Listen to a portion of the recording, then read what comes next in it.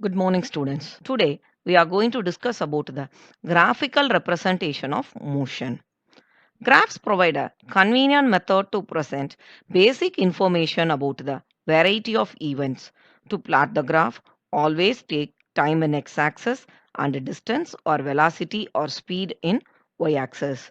Slope of velocity time graph gives acceleration of the body. Area enclosed under a velocity time graph gives a displacement of a body. Let's discuss about distance time graph. The change in position of an object with the time can be represented on the distance time graph by adopting a convenient scale of choice. This is distance time graph can be employed under various conditions where objects move with uniform speed, non-uniform speed or remains at rest, etc. We know that when an object travels equal distances in equal intervals of time, it moves with uniform speed. This shows that the distance traveled by the object is directly proportional to the time taken. Thus, for uniform speed, the distance time graph is a straight line with a positive slope, as seen in your first picture of the screen. By using this graph, we can determine the speed of an object. To calculate such a speed, take the graph. From the graph, consider a small portion on the slope line, say AB. Extend these lines for x-axis and y-axis. And in the part, they are meeting at the position C. Note down this corresponding distances in AB in y-axis and the corresponding time in x-axis. Then we can calculate speed is equal to distance by time taken. If the object undergoes non-uniform speed, then the graph results with a curved line. The speed of the object will change with respect to time. It is shown in the second part of your screen. That is the non-uniform speed. The distance time graph is a curved line. If the position of the body does not change with respect to time, that is, if the object is at rest, the distance time graph results with a straight line which is parallel to x-axis. So, for a stationary object, the distance time graph results with a straight line which is parallel to x-axis as shown in our screen. Let's move on to the velocity time graph discussion. The variation in velocity with the time for an object moving in a straight line can be represented by a velocity time graph. Here too, time is taken in x-axis and velocity in y-axis. Let's look if the object moves with uniform velocity. The y-axis velocity will not change with time. In x-axis, the time is continuously changing. So, the resulted graph is a straight line which is parallel to x-axis. So, for a uniform motion, velocity time graph is a straight line which is parallel to x-axis. We know that the product of velocity and time gives displacement of an object moving with uniform velocity. The area enclosed by velocity time graph will be equal to the magnitude of the displacement made by the body. In the second graph, the nature of the graph shows that the velocity changes by equal amounts in equal intervals of time. The graph shows uniformly accelerated motion. For a uniform accelerated motion, the velocity time graph is a positive slope straight line. In the third figure, the velocity showing decreasing with respect to time. This graph represents retardation of the moving object because the slope calculated here is a negative one. So this motion shows retardation of the body. The acceleration of a body may be non-uniform. The acceleration of the body may increase or decrease. The slope of such graphs at a point gives an instantaneous acceleration of the body. Now let's move on to the next part of the equation of motion. When an object moves along a straight line with a uniform acceleration, it is possible to relate the velocity, acceleration during motion, and the distance covered by it in a certain interval of time by equations of motion. Look into the graph given. If you can draw this graph in your notebook, then better please copy this diagram now and follow the derivation. Try to copy this diagram in a notebook now. Take x-axis time, y-axis velocity, an object is moving. Here the time change in the object you are going to consider with a small slope of ABC. From this only we are going to calculate the three different equations of motion. Now it's time to move on to equation for velocity time. From the graph, we can conclude AC is given the initial velocity of the object and BE gives the final velocity of the object and CE represents the time taken by the object.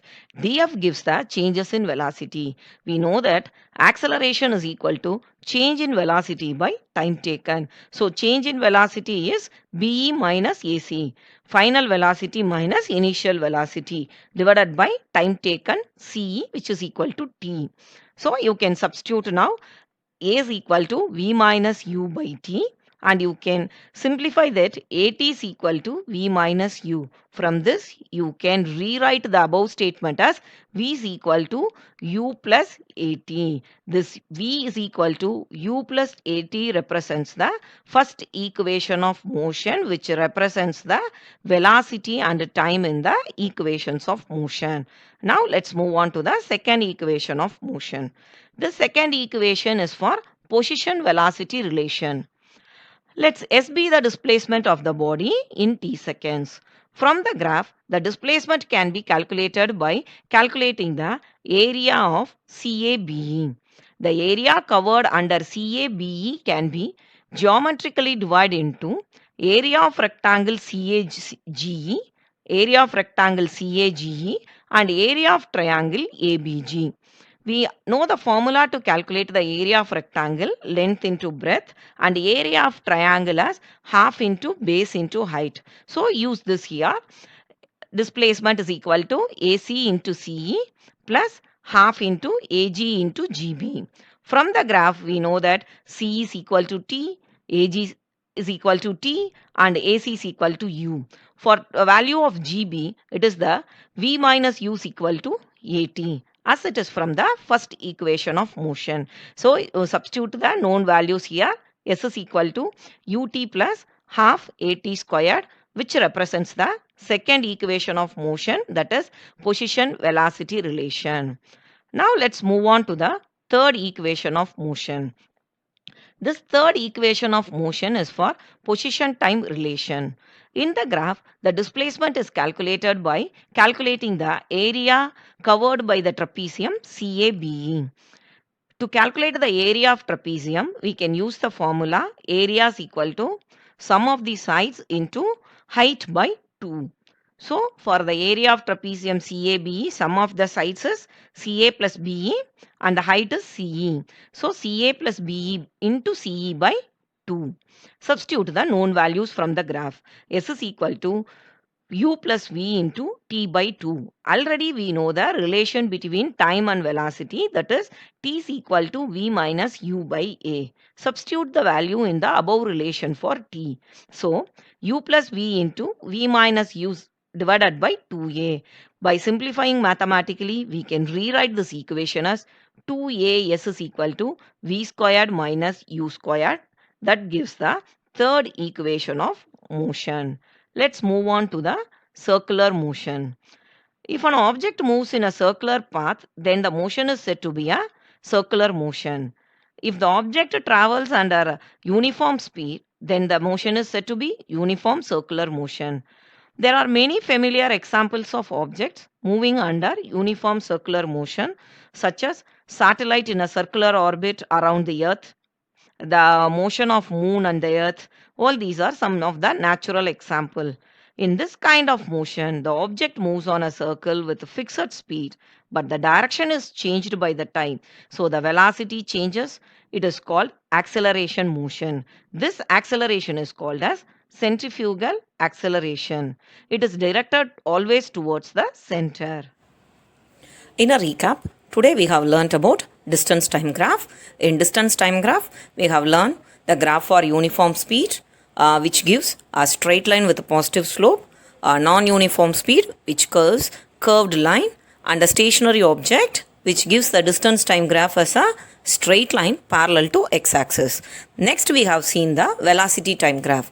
In velocity time graph, the uniform motion of the velocity time graph is a straight line which is parallel to x-axis, and the velocity time graph for a uniform accelerated motion is a straight line with a positive slope, and the velocity time graph for a uniformly retarded motion is a straight line with a negative slope. So compare and study both the graphs of distance and time and velocity and time graphs in your textbook.